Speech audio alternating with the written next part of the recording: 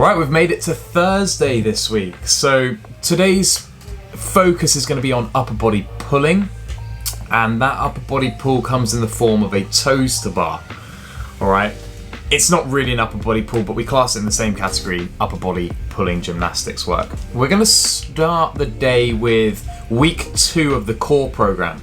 So last Friday, you all laid down a metric or a benchmark to test your core strength progression on, where we did that long plank, where there's different variations of plank. If you managed to hold all the way through to the time cap, fantastic work, but hopefully it's given you all at least a metric to base or a tangible metric to base your progression off over the next couple of weeks. Today's focus is going to be on an EMOM, 12 minutes total. So you're going to whip through it 4 times, and we're looking to get consistent amounts of reps each round.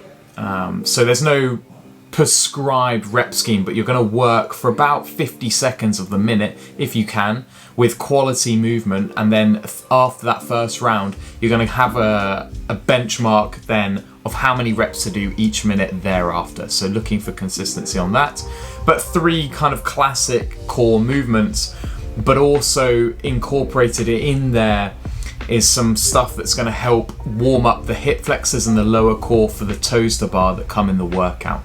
All right, so that's a little bit of the reasoning behind the first section. The workout then, and I mentioned it in my longer brief in that video, is very, very classic CrossFit. It's a proper dose of CrossFit.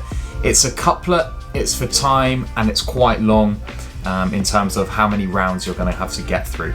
Now, I want you to choose the progression for the toes to bar that you would have done in class last Wednesday.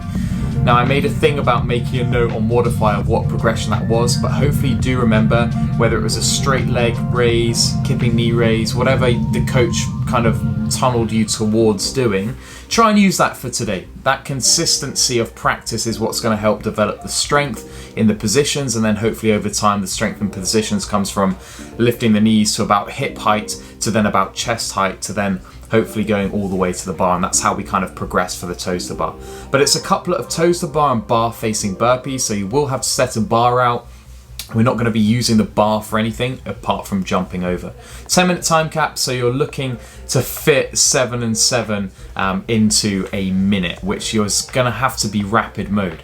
But remember, when we get to the open, they're going to be programming these workouts to test every single type of fitness, which means they have to test elite level fitness as well, which means that there's often times where the time cap looks pretty unrealistic, but I don't want you to get disheartened by that. This is a test for you to see how far you can get through, and I know there's going to be loads of you who can push the pace and probably really get through this nice and quickly.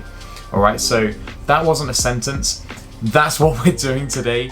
It's gonna be fast, it's gonna be furious. You're gonna have to hit the gas pedal from 3, 2, 1, go.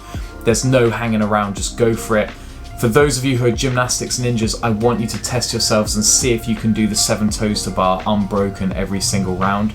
The burpees have to be fast, but you can't win the workout there. You can lose the workout definitely if you go too slow, but it's all about a fast, consistent pace, which isn't going to wreck your shoulders for the toes to bar. All right, so good luck, enjoy it. Very open style intensity, so get after it.